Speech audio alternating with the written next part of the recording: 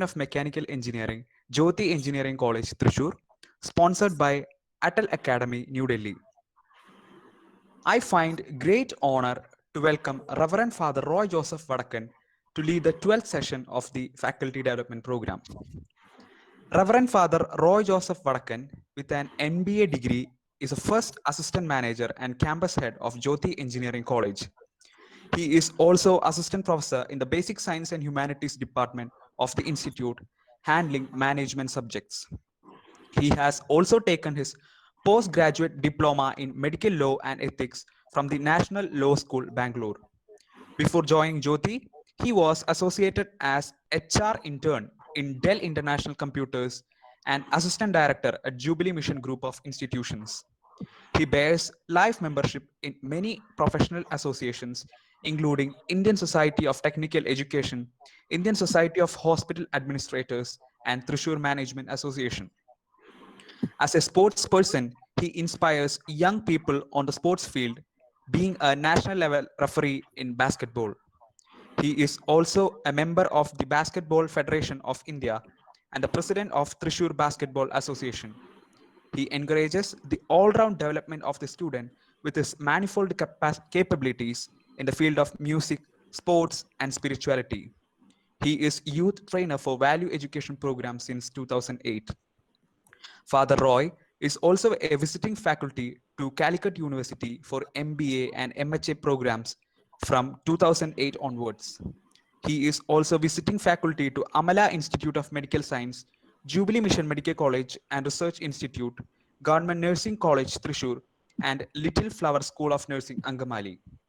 As a part of professional development activities, Father Roy visited many countries in the world, including UK, UAE, Qatar, Ireland, Germany, Belgium, Monaco, Israel, Jordan, Egypt, Luxembourg, and Rome. With this brief introduction, I now request Reverend Father Roy Joseph Vadakan to handle the session. Please, Father.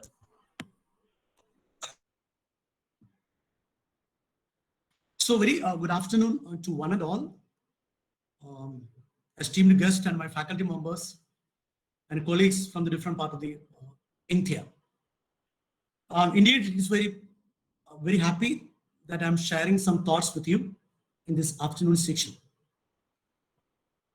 I don't know exactly where to start and how to start because you people are eminent in your domain and all you people are into the engineering domain. Years back when I visited Germany, there was a question from Bonn University. One of my students asked a question. So what is important? Human life or technology? What do you think? Definitely the answer is very simple. It is human life. If there is no human life, there is no meaning for technology. So what is more important, if I rightly pointed out, it is all about human being. Why technology has emerged in this earth? If you ask a question to me, I will put forward like this: it's only to help human being. That's why the classical books always say, what is technology? Anything and everything that helps the human process, and which helps the human, what you call the workload. Definitely that is known as technology. So ladies and gentlemen, I'm into your domain, maybe this faculty development program, and I'm just introducing myself with some thoughts. I hope it will be beneficial for you. Okay, so what I want to share is all about re-engineering human being through understanding ethics and values. This is what I'm going to discuss today, maybe 1 hour or 1.5 hours. Maybe that will be beneficial for you. So what do you think? Just 1 minute, I'm just sharing my screen.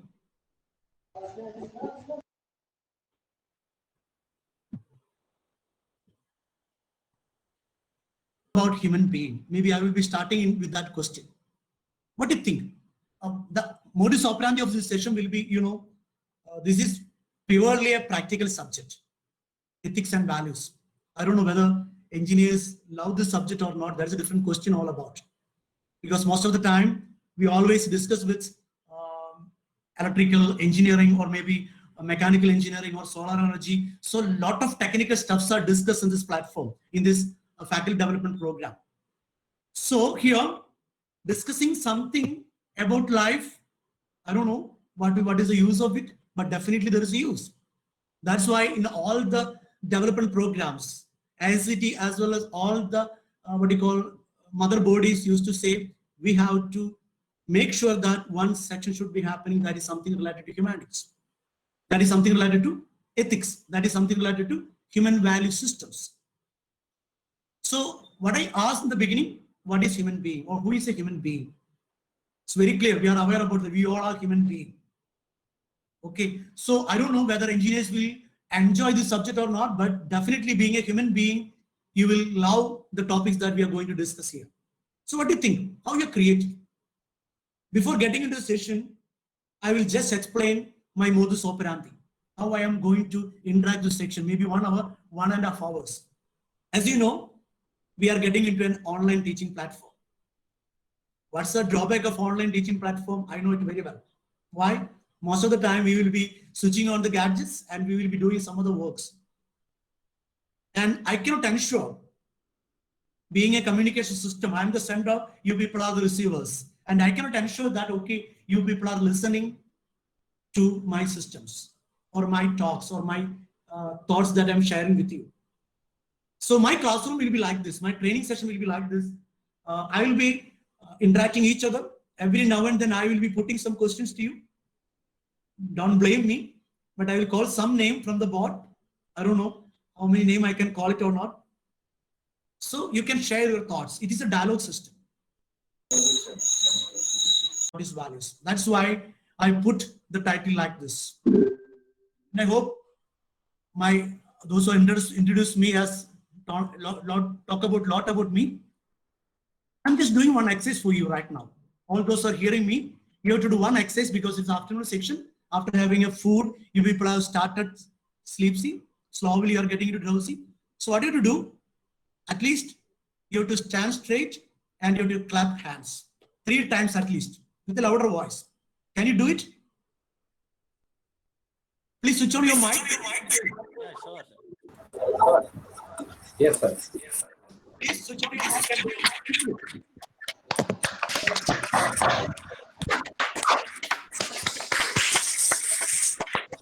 Switch on the mic and do it.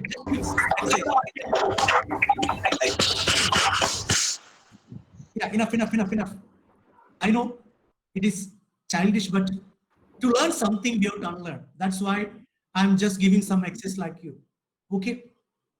There's a classical saying in Prashna Upanishad. I hope that we all are Bharatiyan. We know the official name of our country is Bharat, not India. What it means, Bharat means in Sanskrit, it simply means one who loved knowledge, one who loved fire, one who loved God. We know if you go to the Vedas, if you go to Vedantas, we will learn that fire, knowledge, and God is equal. That's why we say all education systems are temples.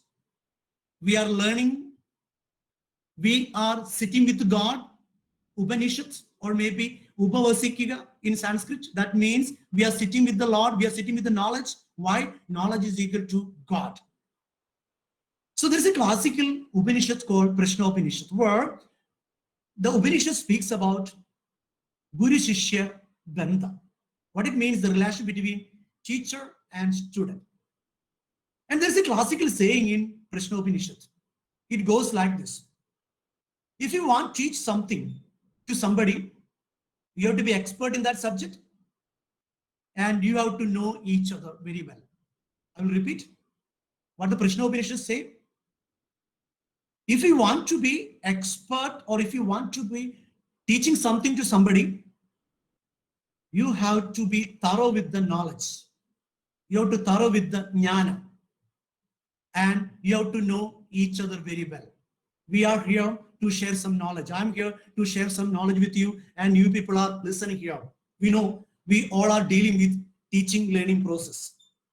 What is happening in our classrooms, in engineering colleges, in educational institutions? What are the basic activity that is happening? It is a teaching learning process. No doubt about that. I have a simple question to you. Anyone can answer. You please switch on your mic and tell me what do you mean by process. It's a favorite word for engineers.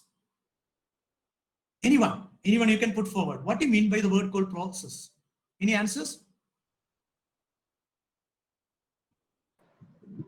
Which has an input and an output. Very good. Input and output. Definitely, process have an input and output. In a system thinking, there are three elements: input, process, output. My question: what do you mean by process?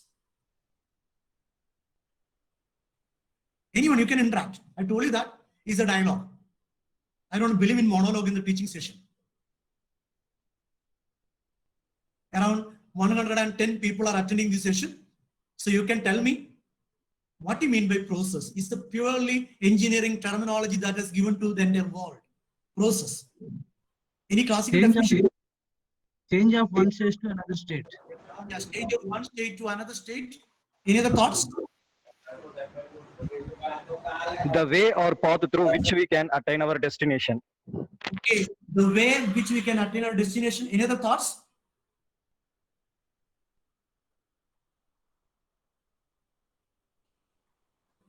Anyone can interact. Yes, Father, good afternoon.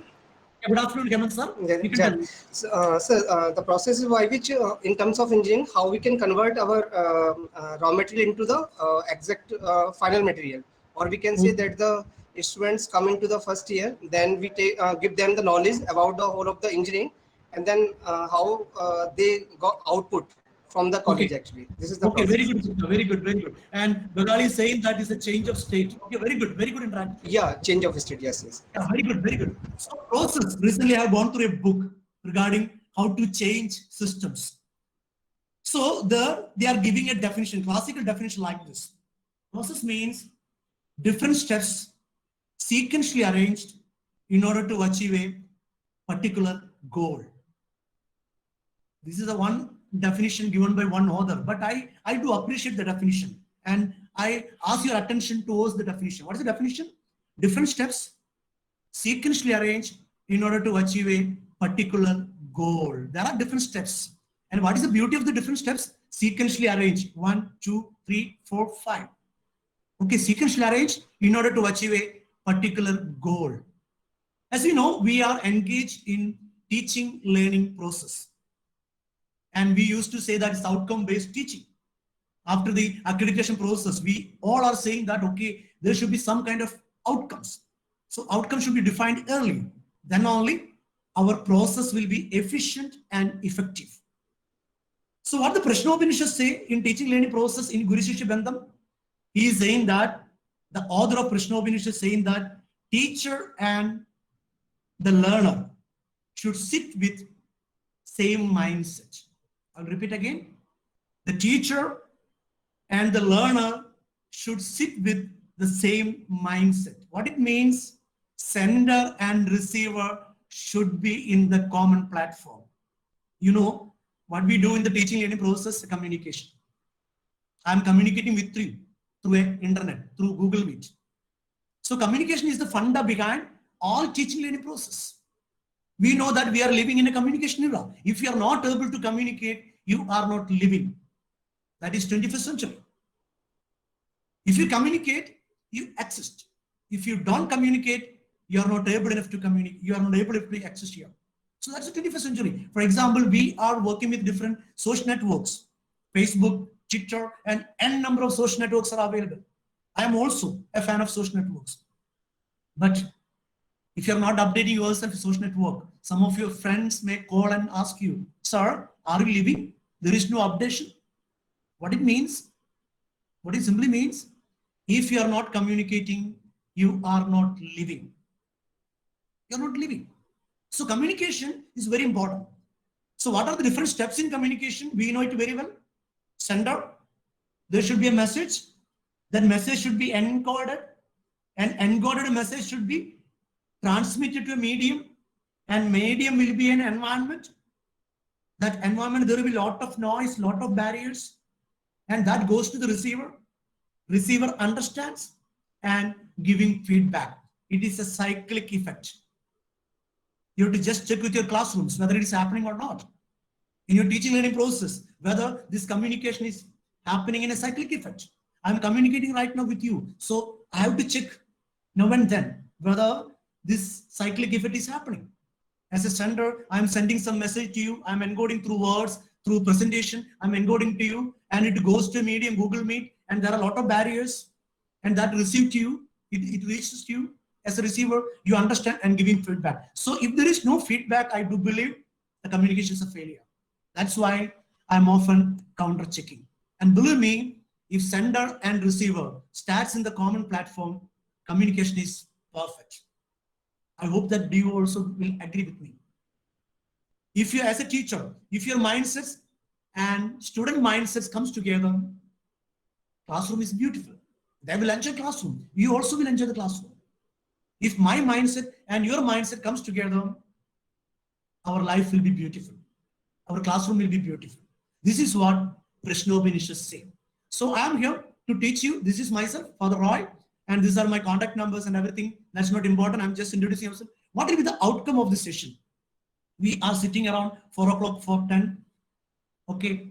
So I believe through my session, I'm just putting 1, 2, 3 outcomes. Number 1, know yourself. Number 2, understanding the ethical wall. Number 3, be a man of values. This is what the show is all about. What I'm going to do here. Okay, be a child always when you are attending a program. Just check the video. What is happening here? Okay, don't concentrate more. Okay, there are dress. Don't be confused. I'm ethical. Okay, forget the surroundings. Just engage in what you want to try. This is the key to success. If you want to be successful, play single role in a life. Okay, most of the time what we do, we are playing different roles. You know, what is the role? Anyone? What do you think? What do you mean by the word called role? Often we used to tell that, okay, there are different types of role. What is the role? R-O-L-E, role. Anyone, you can interact. What do you mean by role? What is your understanding about role? Anyone can interact. Otherwise, I have to call the names. But when I call names, automatically, these people will be sitting some other jobs, attending or switching on the gadgets, and they will be sitting some other places. What do you think? Responsibility and duties. Yeah. That's all. You can tell. What is the role? Good afternoon. Hello. What is the role? R-O-L-E. So responsibilities and duties. Yeah, responsibilities that we handle. Okay, very good. Any other thoughts? Any other one? Good afternoon, sir. Yeah, very good, madam. Tell me.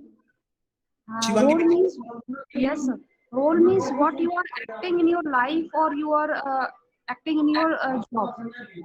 Like I'm acting like a teacher in my college and like a mother in my life, my personal life like a mother.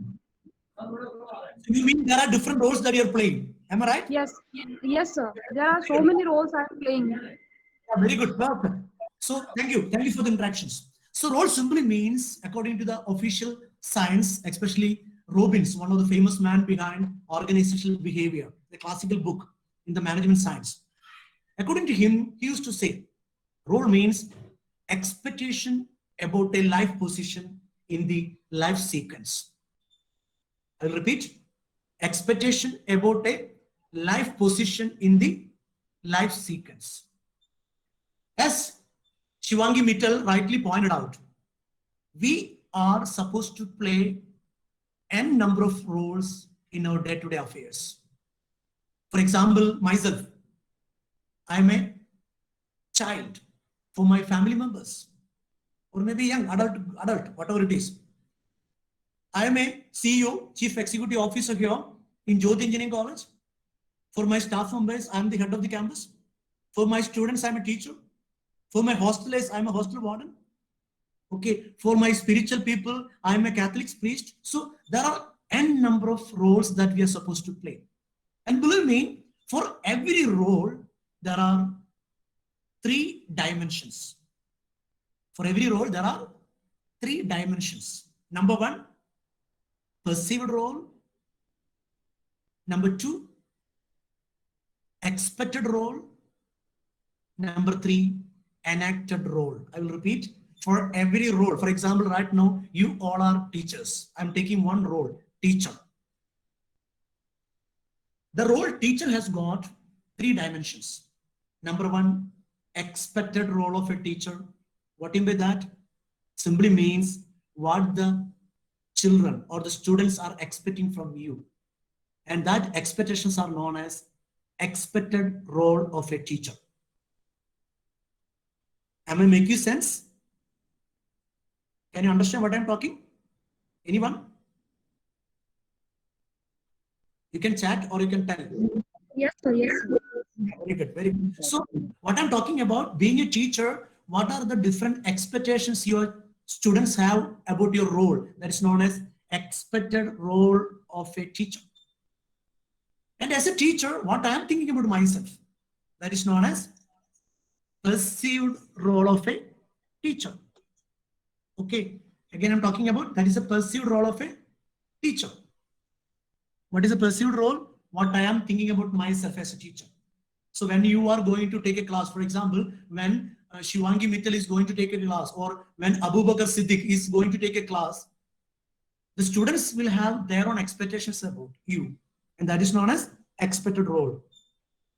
And Shivangi will have your own perception about yourself. That's known as perceived role. And what is actually happening, that is known as enacted role. That is known as enacted role. So for every role, there are 3 dimensions. Believe me, and if you can combine all the 3 into one thread, your life is beautiful. Your role is perfect.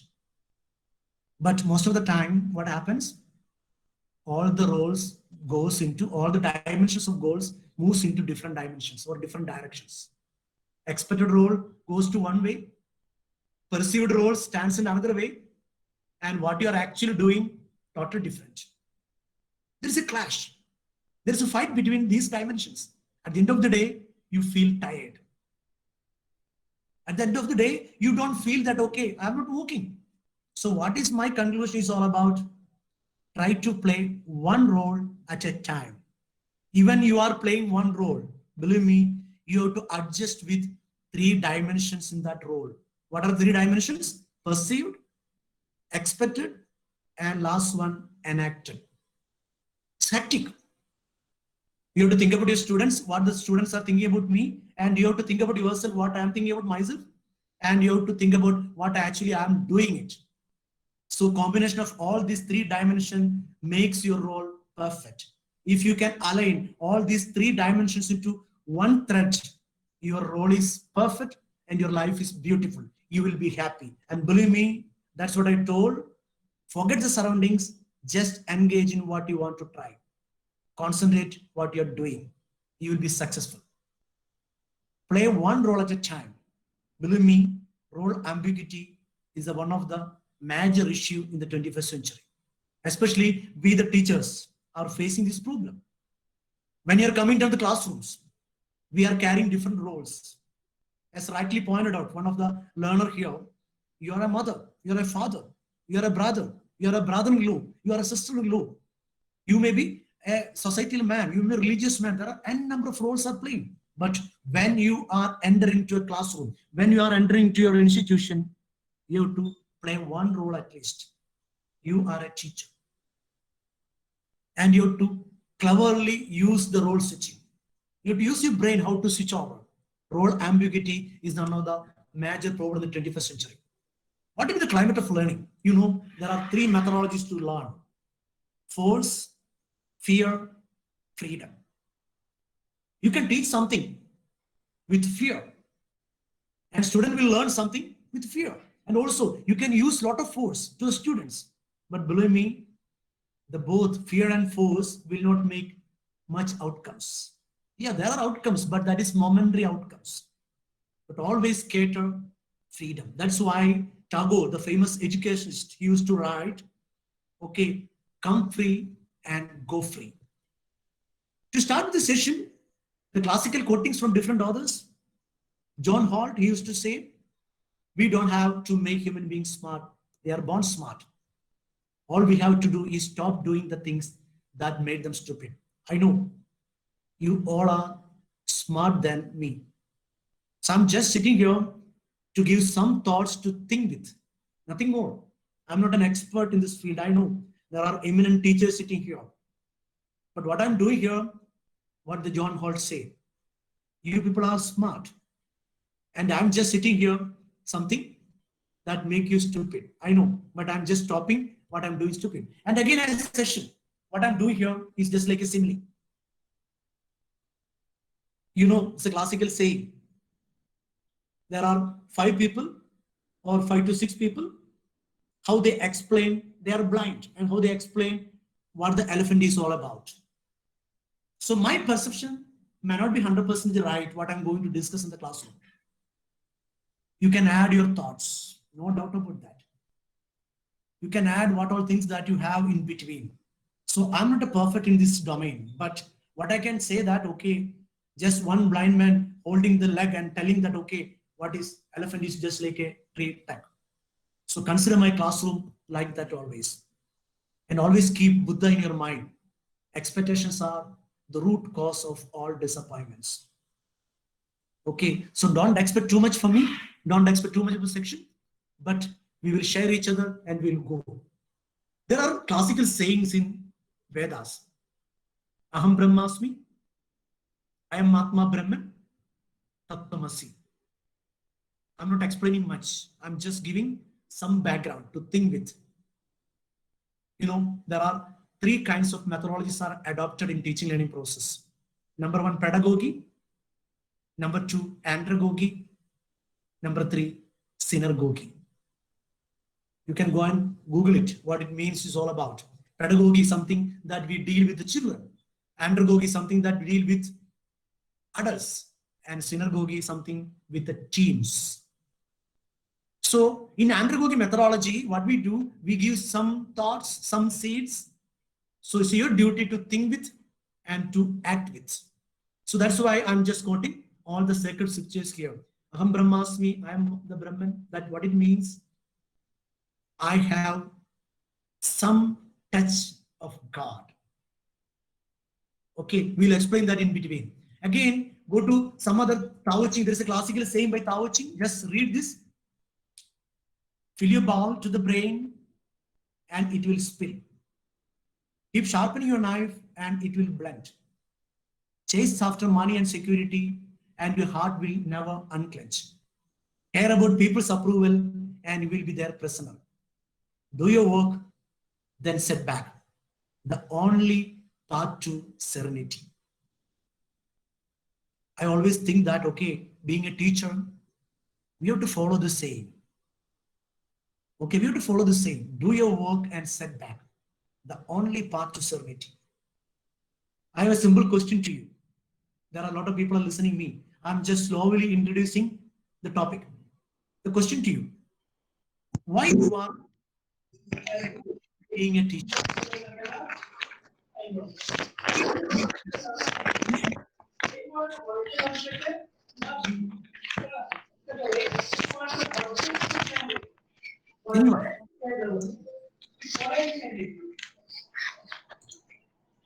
I'm putting a question like this. Anyone, can you hear me? Yes, Father. Yes, Devan. Yes, Father. Yeah, anyone, what do you think? Why you are a teacher?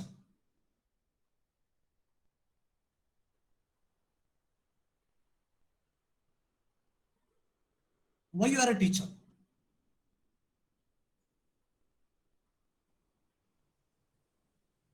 Father, because I love sharing information with others, with my children, because teaching is my passion.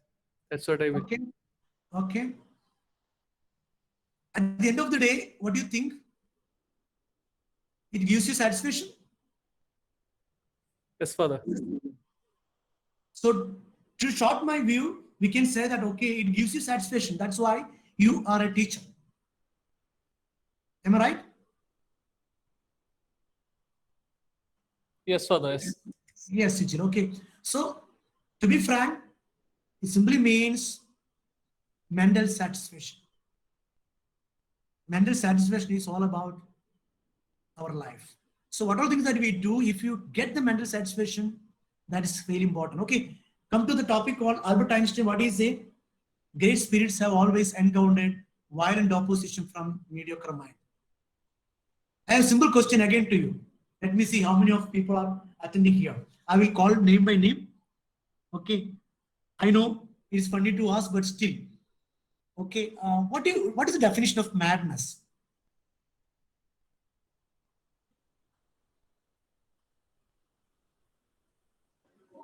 It If is there is something that no I think CG, from outside the campus, anyone can answer. Yeah. madness means there is no control of mental mind or our act. If we are acting without controlling our mind. Okay, very good. Any other thoughts? Anyone?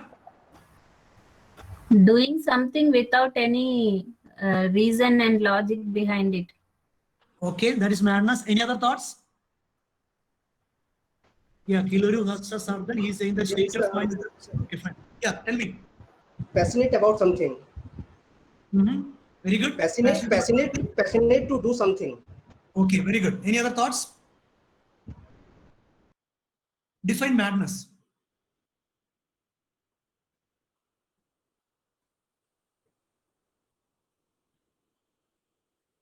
Okay, I'm not bothering much. This question has asked to Albert Einstein years back. I think you people are aware about Albert Einstein. Who is Albert Einstein? Most of people are aware about it, especially engineers. You are well aware about Albert Einstein. Years back, one of the media people asked to Albert Einstein, Albert Einstein, are you mad? The contest is like this. Without any student, he was taking the class. He was very perfect at the classroom. So whether students are there or not, he won't bother about it. Exact timing, he will be entering into the classroom and he will start teaching. So one day, one media guy, he has asked a question. Okay, ask the question. Question is like this. What is madness? And Albert Einstein has given a clear definition. And again, Sachin Tendulkar, when he retired from the cricketing ball, a media guy again asked, Sachin, are you mad? Last 24 years, 20 to 24 years, you are doing the same activity. Okay, and is it boring for you? And are you mad? So he has quoted Albert Einstein. You know what is the definition of it? Exactly this is the definition. Doing the same thing again and again, expecting a different result. Doing the same thing again and again, expecting a different result. I think you have to write it down on your board, and every day you have to meditate on this topic, being a teacher.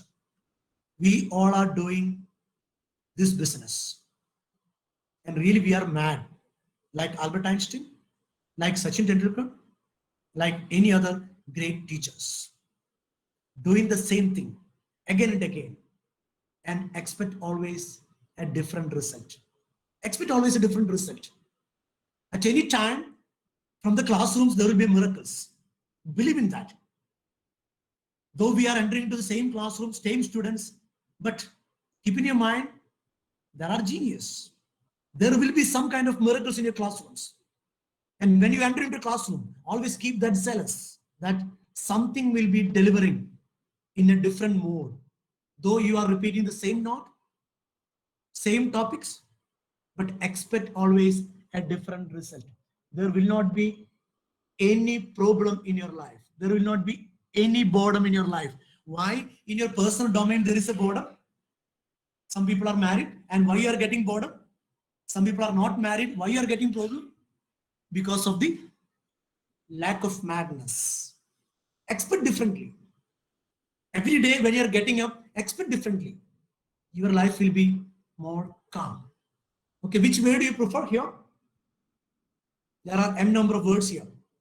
Creativity, professionalism, integrity, balance, compassion, competence. Just read the yellow slip. What the yellow slip say? You have to deliberate about your happiness.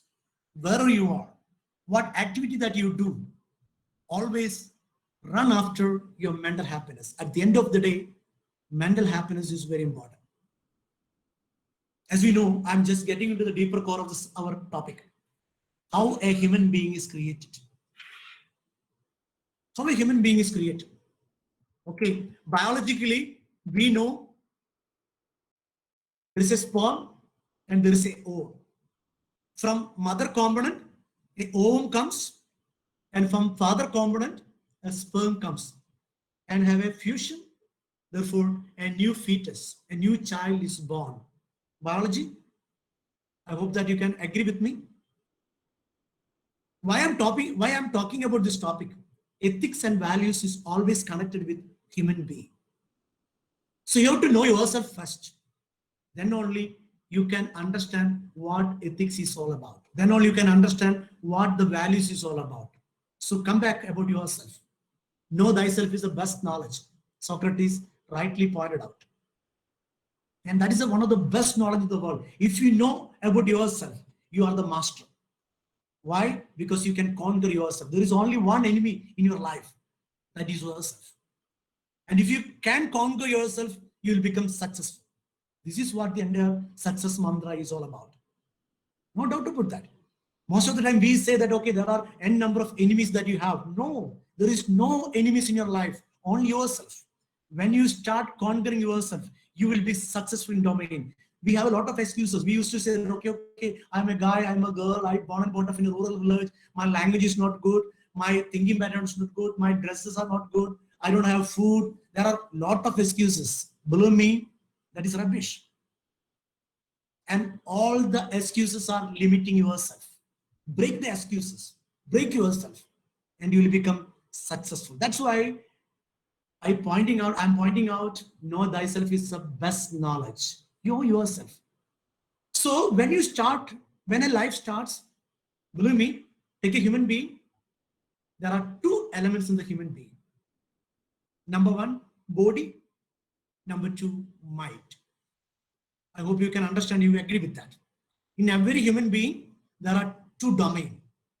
Number one, body, and number two, mind. In technical language, we used to say one is physics, the other one is metaphysics. I will explain why I quote like this. One is physics. We know there are cells. A single cell divided and multiplied, and again it grows, our body growing up. And when the middle age comes, again the cells are dying. Slowly we are getting into our death. So what is life is all about? A sequence from birth to death. Maybe 40, maybe 50, maybe 80. Okay, it depends your health. So what I'm communicating here, physics. What is the physics? Your matter. And matter will always decay. No doubt about that. And matter will have its own properties. I think you are better than me in that domain because you are learning a lot of stuff regarding matter. Especially mechanical engineers, you are playing with elements. So think about that. What are the different elements in the human body? And that domain is known as physics. And there is another domain is known as metaphysics. What do you mean by that? I have worked with medical college, Jubilee Mission Medical College. 2 years, I was the assistant director in the Jubilee Mission Medical College, Trichy. So one of the favorite subjects that I had in my mind is anatomy. Whenever I'm getting free time, I used to move to discussion halls to learn the physical anatomy. And my professor, Dr. Kurian, he used to sit with me and he would explain different parts of the body after making the decision. And I used to ask a question to him, sir, where is the mind? Anyone? Can you explain what you mean by the mind? We know we have got two domains. One is body, one is mind. Anyone here? There are around 131 counts are showing that this section is attended by 131 people. Okay, leave it. 50% switch on and gone. So I'm not taking them. At least 50% may be attending here. So I'm asking the question to you. Can you define mind? So which things, which is right or wrong? Which is right or wrong? Okay. Can you give me a definition for mind?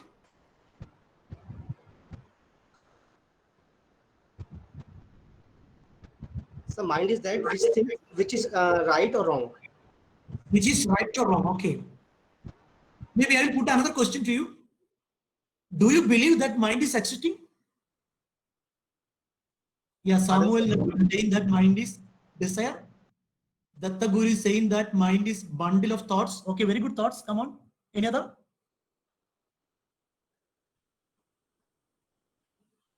Is there existence for mind? Whether mind exists or not?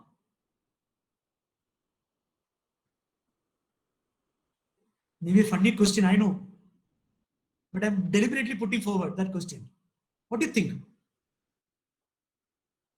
Yeah, Datta Guru again saying that chemical composition in brain. Very good, very good. Clever answers. So we'll continue. I'm not wasting time. Dr. Kurian, anatomist, he used to say me, Father Roy, don't ask me such a questions. There is mind, but we cannot empirically prove. We cannot empirically prove. Yeah, Datta Guru saying that, okay, mind is everywhere. Very good answers. I appreciate all the answers that you say. So what is his answer? There is mind, but we cannot empirically prove. What we can say is all about, it might be the electro-neuro nerves of the brain. It might be the electro-neuro nerves of the brain. This is what the Harvard as well as the Oxford, different gigantic universities are saying about mind. I'm not getting into that. What I'm talking about, you have a subjective domain and you have an objective domain. What is the subjective domain? That is a physical behavior or physical substance. What's objective domain? Metaphysics, beyond physics. What is that? Mind. So keep in your mind. So if you are believing in mind only, the topic called ethics, the topic called values have some sense. If you don't believe in mind, definitely you are just like animals. What is the difference between animal and rationals? There's only one difference. What is the difference? We, the human kingdom, is proactive and animals are reactive. I'll repeat again. The human beings are proactive and animals are reactive. All the animals are running after their impulses. We, the human being, always think and act. Whenever you think before action, you are a human being. That might be the reason why Aristotle defined man like this. Man is a rational animal. He knows very well. We all are animals. But most of the time, we behave not like animals, but rationals. Why? We are thinking. Whenever we are thinking, we are acting like rationals. Whenever we do something without any thinking pattern, any thinking process, that is known as animals. Okay, so what I'm talking about, human being. Okay, human being simply means two domain, body and mind. Here comes the role of the ethics. Okay, here comes the role of the ethics. Can you give me a simple definition? What is the ethics? Anyone? Can you define what is ethics? The action that we are doing, The action that we are doing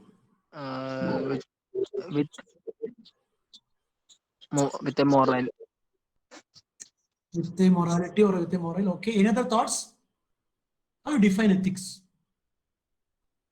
Dharma. Yeah, Chambavi, what is accepted correct by majority? Okay, your way of thinking. So Chambavi saying that what is accepted correct by majority. So if majority is saying something wrong, that might be right. Is it? Very good. I'll explain one by one.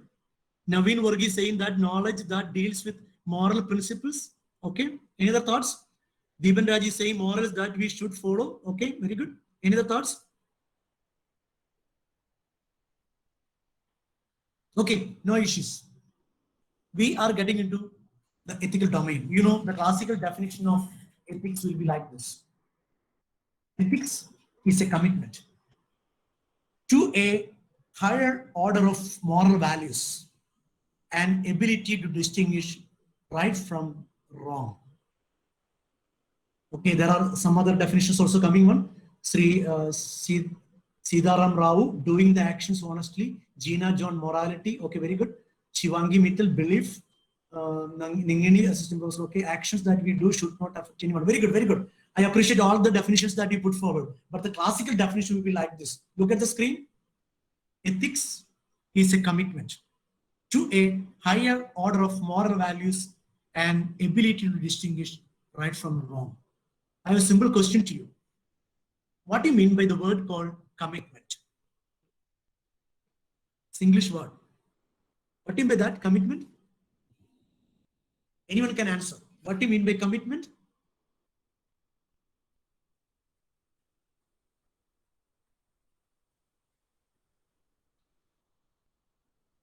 Father, don't ask too much questions. Okay, you just deliver what you want.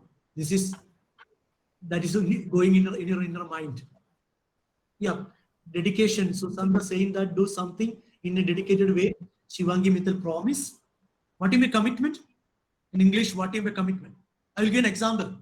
I hope you people love cricket. IPL is going on. Okay, you know the famous cricketer from India is Sachin. Years back, there was an interview with Sachin's wife, I think Anjali. A girl asked to Anjali, Madam, what do you think about your husband, Sachin Tendulkar? Then Anjali laughed and told, okay, what do you mean by that? Okay. Then again, the question revamped and asked again. The question is like that. Can you put forward one sentence about Sachin Tendulkar? Then Anjali told, Sachin is equal to commitment. Okay. Sachin is equal to commitment. All of a sudden, the media girl, she asked again, Madam, what do you mean by commitment? Then Anjali told like this. Commitment simply means you are involved 100%. Your mind and body, 100% involvement towards a cause, towards a person. I'll repeat again. Commitment simply means involvement of a person.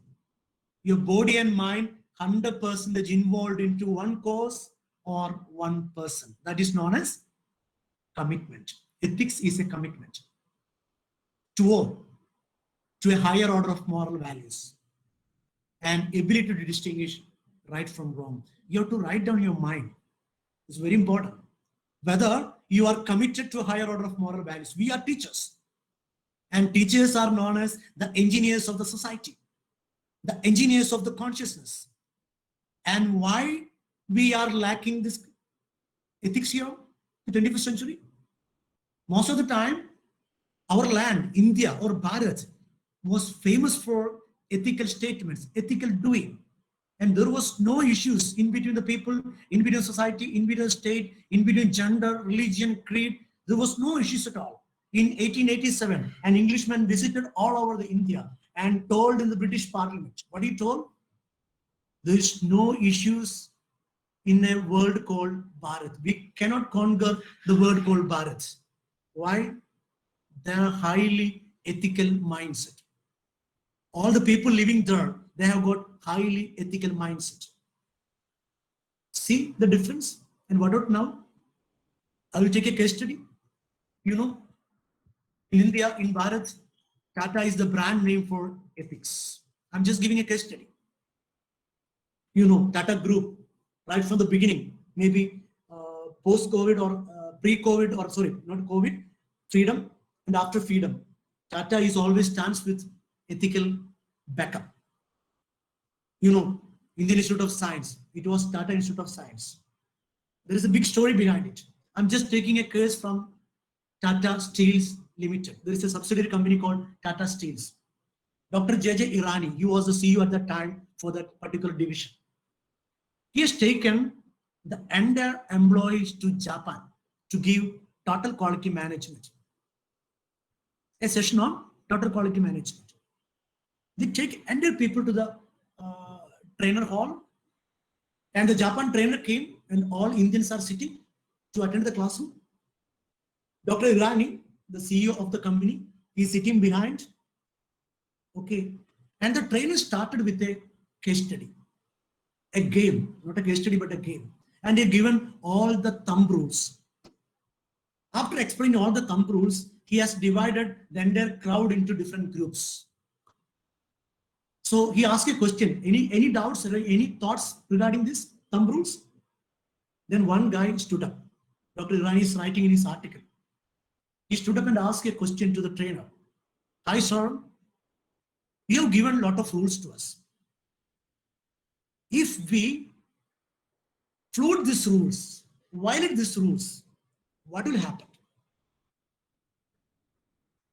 Dr. Irani was checking the contest. He looked the entire team, what their response. So the trainer asked again to the guy, please repeat the question. Then the guy repeated the question.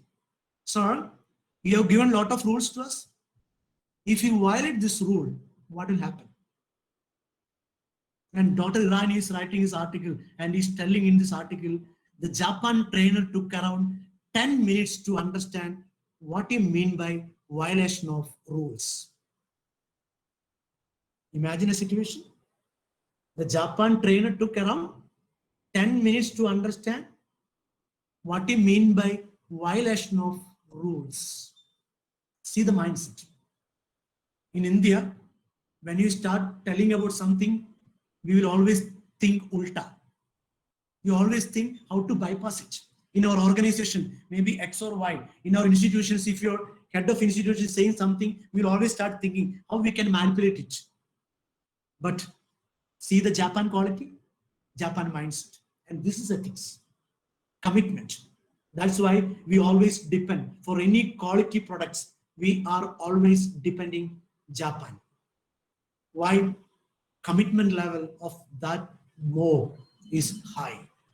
So what I'm concluding right now, ethics is a commitment to higher order of moral values and ability to distinguish right from wrong. What is the meaning of ethics? You know, I'm just getting into the terminology, the etymology.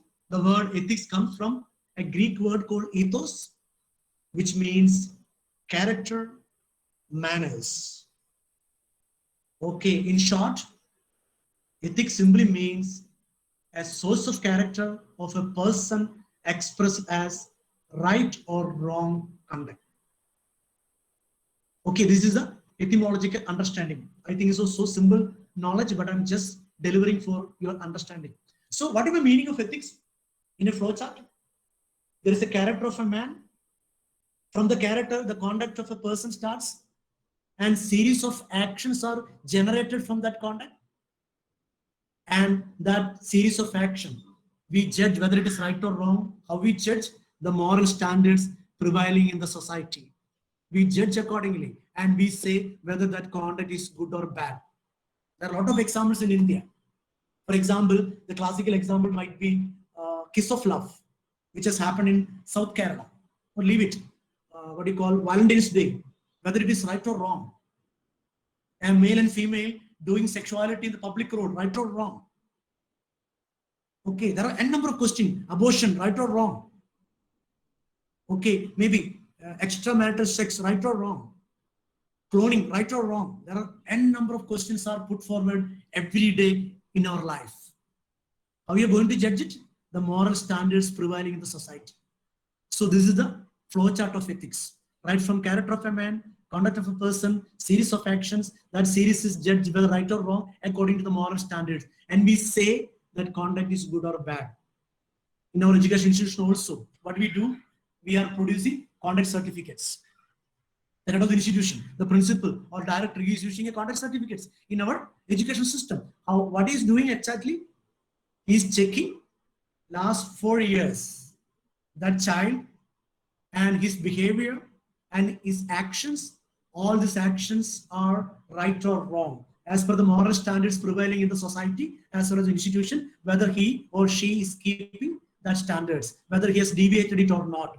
This is what you are going to checking, and this is what you are signing in the conduct certificate. I hope it's clear, and I hope you can understand. You can appreciate that. So, prevailing standards are very important. Moral standards are very important. What are the objectives of ethics? Very simple. I'm just putting for a better reading. Number one, study of human behavior. Number two, establishes standards of behavior. Number three, prescribes moral behavior. Number four, expresses an opinion or attitude about human conduct in general. These are the objectives of ethics. Okay, so closely connected with human being. That's what I told. It is something related to the mental domain, which is an objective area. All our minds are closely connected. All our minds are partially generated from the divine mind, if you're a believer. That's why everything is correlated.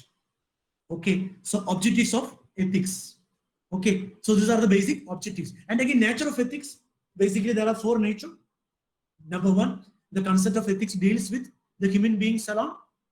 The study of ethics has become a set of systematic and moral behavior. The science of ethics is a normative science. I will explain that next slide. What do you mean by that? And ethics deals with human conduct. There are basically two branches in ethics for a better understanding. I'm just giving these simple thoughts. Why? Because you have to Google it and you can learn by yourself. I'm just introducing to this domain. Number one, descriptive ethics. Number two, normative ethics. What is descriptive ethics? We know it very clear. What is the description? Putting in black and white. Everything as written down. Okay, so the answer to the question, what is known as descriptive ethics. The answer to the question, what should be, is known as normative ethics. And believe me, most of the time, ethics is normative. Simply means it has got lot of practical applications. Though we say, classical example, abortion is wrong. But sometimes courts say that, okay, MTP is allowed, medical termination of pregnancy is allowed. Okay, so it has got lot of application side. Though the theory is right, but there are lot of application. Another example, classical example, contraceptives. The traditional orthodox ethical authors say contraceptives are wrong. Most of people will start laughing. I know it very well because you are married. But the traditional orthodox ethical authors say it is wrong. Why? You are violating a system. Your sexual relationship is oriented towards procreation and you are deliberately closing that system, that process, and you are interfering. Therefore, the perfect or maybe the primary end is defeated. Therefore, you are unethical. But we know what is happening in our domain. So a lot of practical applications, we have a lot of justification. Therefore, we consider this is something ethical. There are a lot of controversy.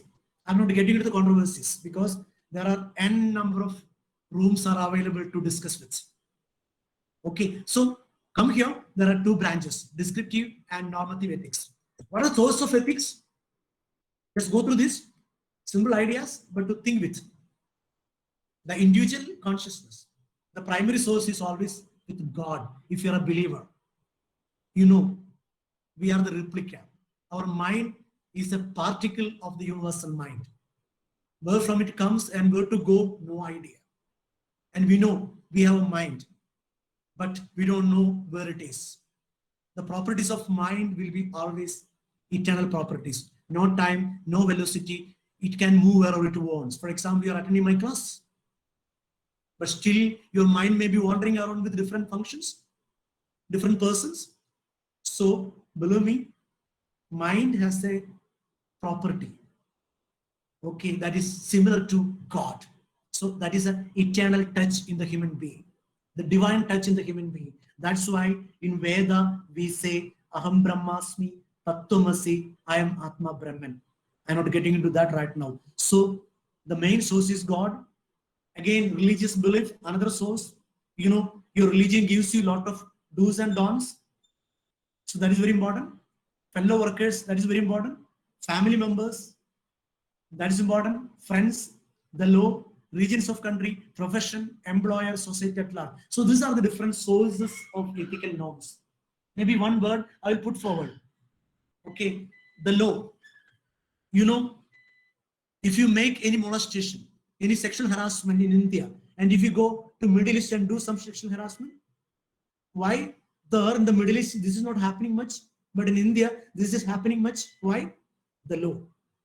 If you do some sexual harassment in Middle East or some other kingdoms, you won't live there.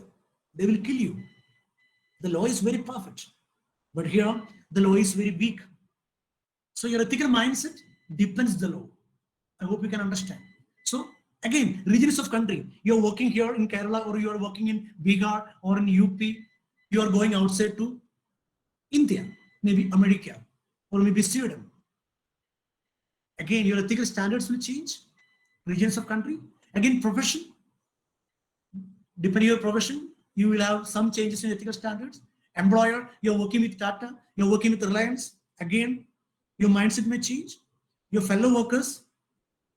Again, these are simple examples to think with. So what are the sources of ethical norms? Again, source of ethics, religion, philosophical systems, which philosophy you follow, cultural experience that you have. Okay, I will put a what is culture? What do you mean by culture? Anyone?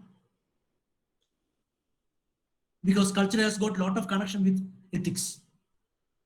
What is the culture?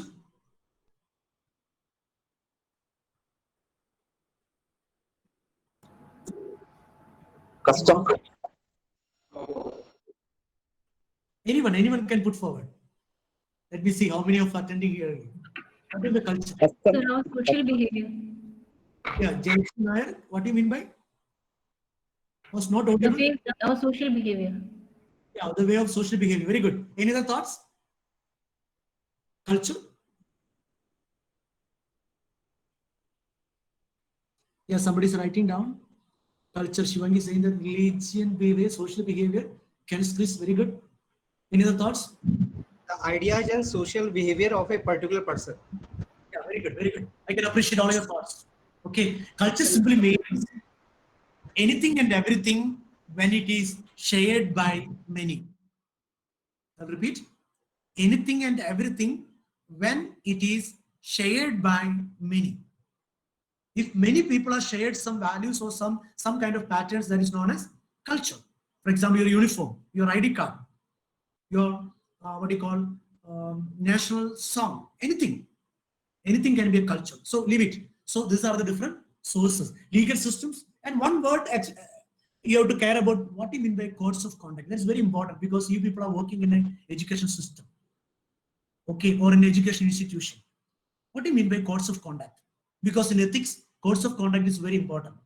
Steiner, one of the famous author regarding this ethics, according to him, there are primary categories of codes in an institution. Number one, company codes. What is the company code? The broad expectations about fit conduct. Okay, it is a general ideology. Okay, a general expectations about conduct. Number two, company operating policies. There are definite operating policies, SOPs, standard operating policy will be there that is particular to particular company. Again, in our connection, AICT, UGC, they used to give a lot of manuals for us, what we have to follow. So operating policy. Classical example maybe in adult training program. This program, they might have given a policy link. These are the operating policies that you have to follow. So that's known as company operating policies. And last one, code of ethics. What in by that? Professional and industry association have developed code of ethics as growing expression of the business community's sincere concern about ethics. You know, 21st century is always running after ethics. If you are not an ethical person, you cannot survive in the 21st century. Yeah, through shortcuts, you can gain some kind of attractions. But if you want to be successful in your life, at the end of the day, if you want to be happy, you have to keep some kind of ethics in your life. So this is what ultimately code of conduct. What are the factors influencing ethics? Leadership, definitely, no doubt about that. Okay, you know, culture starts from the top. Ethics also start from the top. If your top management are highly ethical, you also will be ethical. if your director, if your principal, they follow exactly what ethical norms are, you also will be like that. So leadership matters a lot. Leadership always affects ethical domain. Number 2, strategy and performance. Number 3, your environment. Number 4, corporate culture where you're working. And number 5, individual characteristics. So these are the basic 5 factors that influence ethics. So when you connect to the management of ethics, how you are going to manage ethics? There are basically 3 types of ethics: moral, amoral, immoral. I will explain what it means. Okay, basically there are 3 types of ethics. Number 1, moral management. Whatever that conforms to high standards of ethical behavior. If a organization say that, okay, this organization is moral, what it means, they are conforms with all the standards of ethical behavior. What is immoral management? Totally devoid of ethical principles. There is no term code ethics. They are doing according to their own whims and fancies. Such an organization is known as immoral management. Clear? And 21st century, when you analyze different organizations, another kind of management is developing, and that is known as amoral management. That is very dangerous. And if you analyze this 21st century organizations, there are n number of amoral management institutions are coming up. What it means, intentionally, they are not considering ethical factors. Okay, they are not against ethics, but they are intentionally forgetting about ethics. I hope you can understand. They are not anything that is against ethics. They are not doing anything against. Apparently, it's not visible. We cannot find that, okay, something visibly we are doing unethical. We also in the same category. We are not doing unethical activities, but the silence, that also comes under amoral. If something is happening unethical and if you are silent, I used to say you are amoral. What it means, does not consider ethical factors. Okay, how we are developing a moral judgment? I'm just giving a theory for a better understanding. If you're interested, you can learn that later. And this theory is known as Kohlberg's level of moral development. Okay, this is a classical theory developed by Kohlberg. And according to him, there are 3 levels: level 1, level 2, level 3. And level 1 is known as pre-conventional level. And in the level 1, there are 2 stages. Number 1, reaction to punishment. Number 2, seeking for rewards. What is saying? All human beings are ethical. Why? Stage 1, level 1, reaction to punishment. Okay, you are fearing about punishment, therefore you are ethical. If you are doing some ethical activity only because of reaction to punishment, Kohlberg say you are in level 1, stage 1. I hope you can understand. And if you are doing something for rewards, you are in the level 1, stage 2. Think about level 2, conventional level, stage 3 and stage 4. Stage 3, good boy, nice girl morality. What it means, you are doing something ethical. Why you are doing that? Somebody is asking, why you are doing ethical? Because I don't want somebody blaming me. I want the good boy concept. I want the nice girl concept. If you are doing morality, if you are doing ethics, in that perception, you are in the stage 3, level 2. Again, stage 4, law and order morality. There is a policeman, there is a government, there is a court, therefore I am ethical. If you are following that principle, you are in the stage 4, level 2. And take it to the level 3, that is known as post-conventional, autonomous, or principled level. What it means, you are living for humankind. And most of the ethical leaders were into that level. And we are also supposed to develop your personality into that level. What are the 2 stages, sir? Number 5, stage 5, social contract orientation. What it means, you are a societal being. You are taking a lot of stuff from society. You developed yourself only because you are living in a society. Therefore, you are supposed to give back. In the Hindu philosophy, we used to say sannyasa. There are 4 ashramas. What are they? Brahmacharya, that means we are learning from a teacher. Grahastha, you are learning from your home. Third one, Vanaprastha, you are learning from your environment, you are learning from the nature.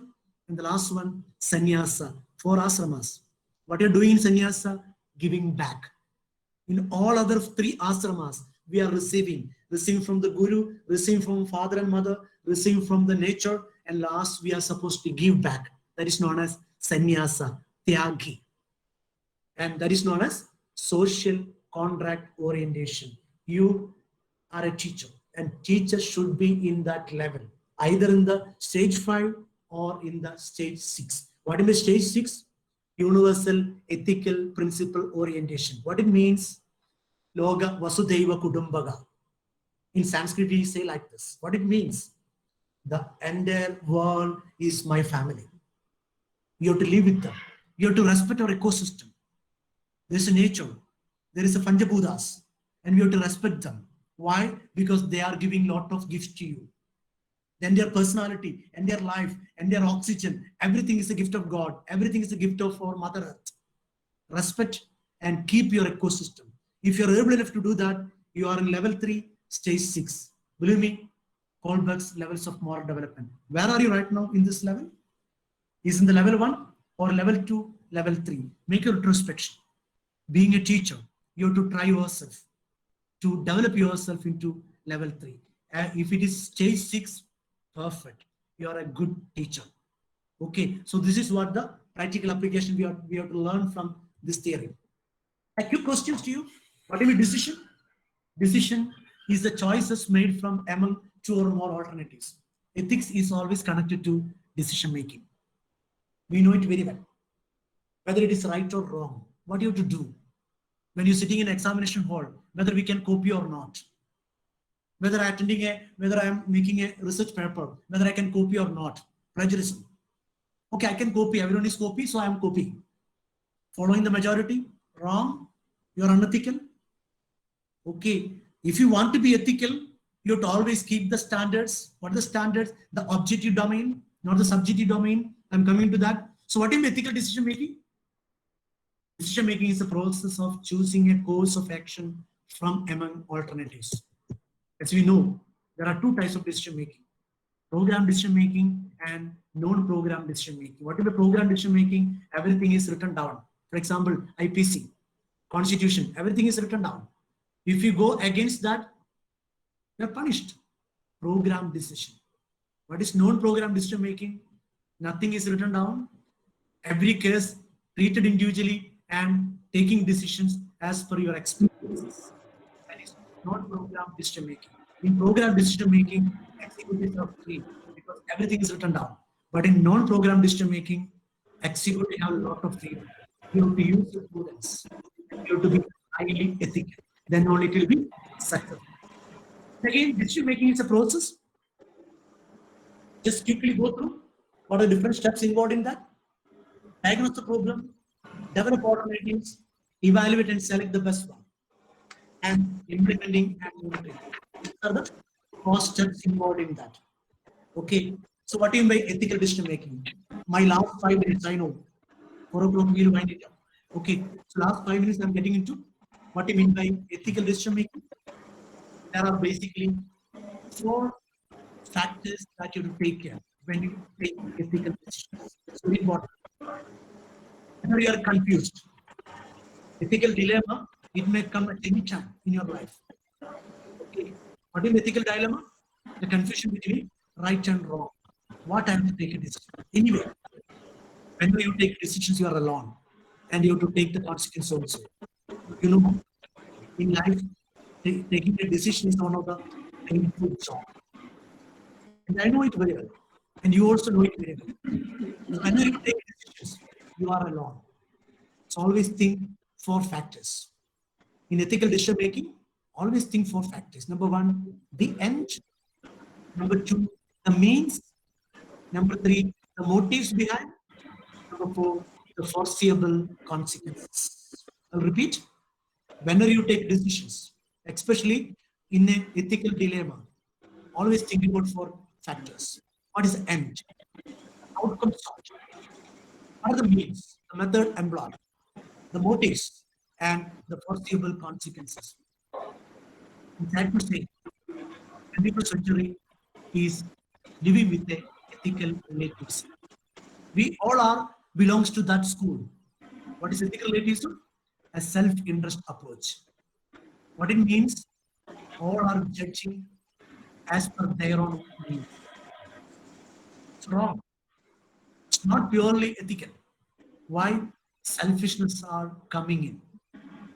So whenever you want to do something, keep always the standards, the objective domain, not the subjective domain. But 21st century is always running after objective domain. That's why we say a kind of naive relativism is coming in the ethics. Sorry, that is dangerous. Why? Because subjectivism is coming in. If something is good for me, it is ethical. If something is not good for me, this is unethical. Sorry, that is not ethics. There are basically 4 conceptions. Stanley Corbett, according to him, there are 4 individual styles in the ethical making decisions. Number 1, individualism. Number 1, altruism. Number 3, pragmatism. And number 4, idealism. With that, all the individuals, there are 4 types of people in the world. Individualists, they always think about their own, highly subjective. Okay, selfie world. Not thinking about others. Sorry, that's wrong. Altruist, perfect model. They are always thinking about the other. Alter means the other. If the other is existing, I am existing. So my existence is closely connected with the other. That is known as altruist. Third one, pragmatist. And fourth one, idealist. Whatever pragmatism, thinking about the situation. If situation is good, I'm good. If situation is wrong, I'm not good. Okay, and last one, idealist. Think about yourself. Where are you right now? Among these 4, where is your stand? Are you an individualist? Are you an altruist? Are you a pragmatist? Are you an idealist? Okay, if you want to improve ethical climate, some things you have to follow in your organization. Number 1, top management should have a vision to follow ethics. Number 2, you have to communicate very well what you mean by ethic and what you mean by ethical standards. That's why in all training programs, ethics is very important. And you have to think about ethics programs, ethical offices in every institution. Right now, they have constituted ethical program offices. That's where toll-free numbers.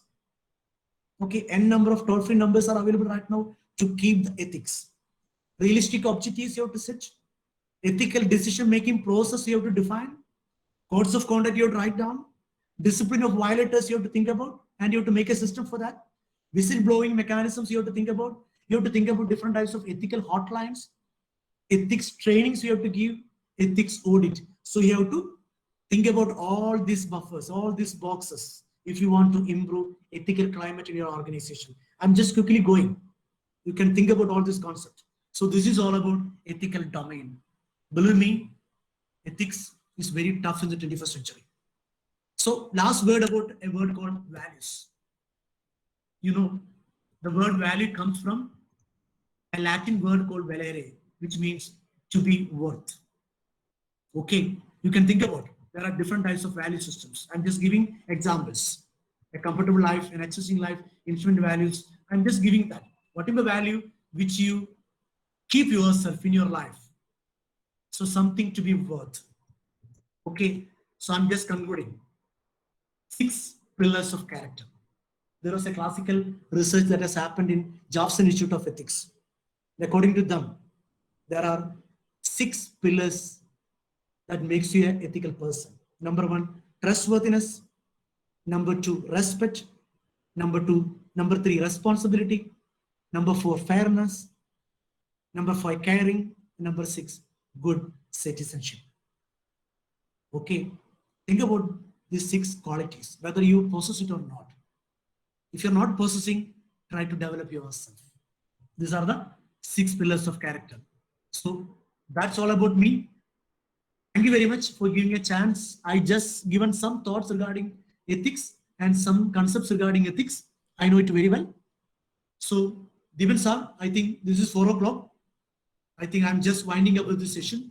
Devan sir, over to you. If there is Yes, any sir, question, yes. otherwise we're winding up. So, dear participants, if you have anything to ask with Father, please welcome.